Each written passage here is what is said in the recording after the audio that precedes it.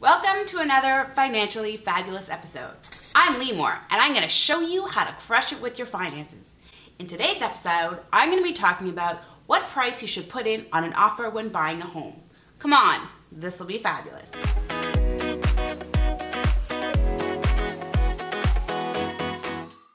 You're probably so excited because you've decided it's time to make the plunge and buy your first home. But how do you know what kind of price you should put in when you're putting in an offer? Of course, a realtor is going to guide you, but you want to feel empowered and know for yourself how to go about it. So I want to cover the 5 things that I think you should take into consideration in figuring out what price you should be offering. The first thing to consider is that there's actually multiple elements when you're putting in an offer. Most people think that the price is the most important, and of course price is very important. But when you want a lower price and the seller says higher and you say lower and they say higher, you're really just butting heads. But if you start to negotiate by looking at a number of other elements that can be taken into consideration, you may get closer to the lower price that you're actually looking for. It all comes down to understanding what the seller actually wants. Sometimes you can compromise on timing by closing really quick or giving them a really long closing if they need a few more months for their kids to finish a school semester, or if their next home that they're moving into, they won't be able to have access to for a number of months. The second element when you're looking at figuring out the price is looking at fair market value. So if you're working with a realtor, you want to ask them for comparables sold. Let me say that again, it's comparables sold. Because sometimes what realtors may do is actually give you comparables listed. And you don't really care what the listing prices were of properties that are comparable to the one that you're looking at. You want to know what were the actual prices that they sold for. So they'll be able to pull a listing of other properties that have the same makeup, so the same number of bedrooms, same number of bathrooms in the area, basement finish, all that kind of good stuff. And you'll be able to take a look and see how much those are going for. Once you know what those are going for, it'll give you a good benchmark to understand what you should even consider when it comes to putting in your offer price. Something that most people don't know is that you can actually get a purview report. So typically realtors don't have access to this, but mortgage brokers typically do. And actually I'll say that not all mortgage brokers have access to the purview reports. Really just more of the stronger ones know about it and have access to. So if you're working with a mortgage broker that doesn't know what a purview report is, you may want to consider switching. But what's super cool is that a purview report is available in all provinces across Canada, with the exception of PEI and Saskatchewan. Now, some provinces have more information than others, but essentially what the mortgage broker goes is they log in and they pull up that actual property. And within a couple minutes, they'll actually get the history of that property, all of the times that it has been purchased and sold, both privately and when it's been listed on a public listing.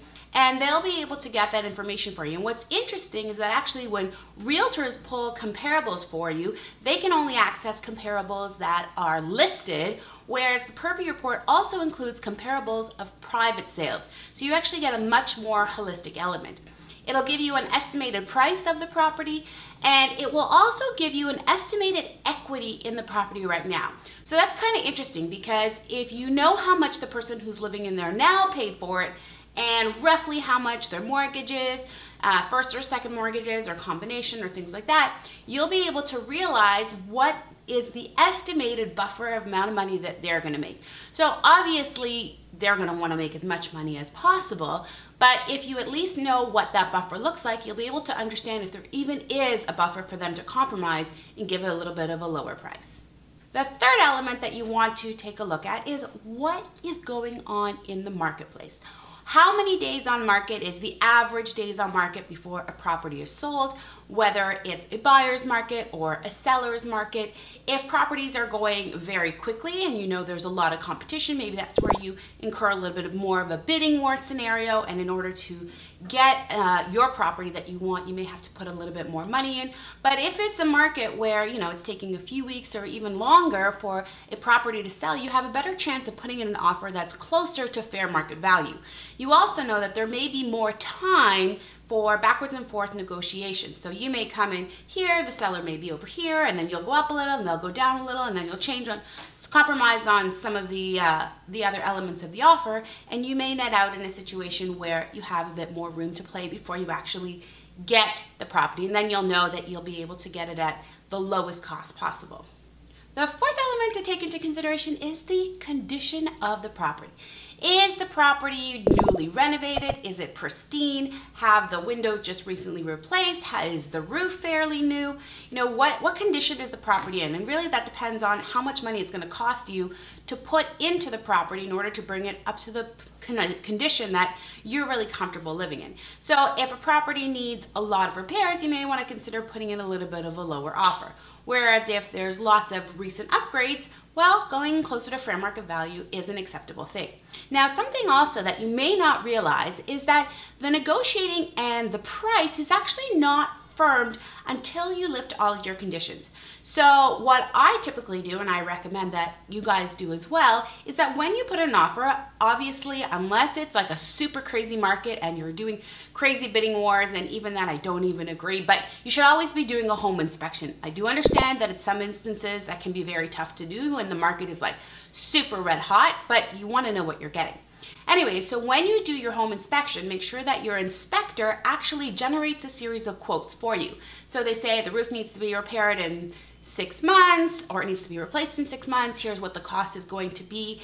And then even though you've already agreed on a price, you can go back to the seller and say, hey, take a look. I just got this quote. It's going to cost me $10,000 to repair the roof. There's a couple of options that you have. You can either decrease the price by $10,000, you can do the repair yourself, or if you're not willing to do either, well, I may walk away as the potential buyer. So know that, you know, when the property is not in a great condition, of course you want to account for that in your initial price up front, but once you have those firm quotes, the seller's hands are a little bit tied because you've got an actual dollar value that can help you to decrease the price further at that point in time. The fifth thing to take into consideration is really how badly do you want this property? I mean, you're going to be living in this property and you've got to love it. So if you come across a property, especially in a market where there's not that many properties of the type that you're looking for on the market, so whether it's about location, proximity to school, whether it's got elements like upgrades or air conditioning that are really important to you, you have to really decide how badly do you want this property.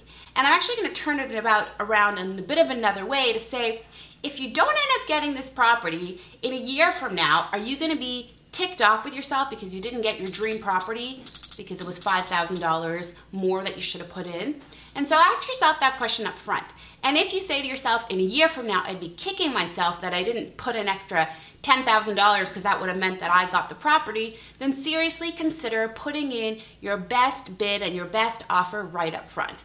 Now, if it's a property that, you know, there's a dime a dozen, if you don't get this one, who cares? There's one down the street. Well, then you definitely have a little bit more room to play in coming in with a little bit of a lower price. That brings me to my tweetable today. Determining your offer price is more of an art than a science. There's quite a few factors to take into consideration, but at the end of the day, you want to feel comfortable that if you end up buying the property, you don't feel like you spent way too much, but also you want to make sure you end up in a scenario where you don't regret not buying the place for just a little bit more money.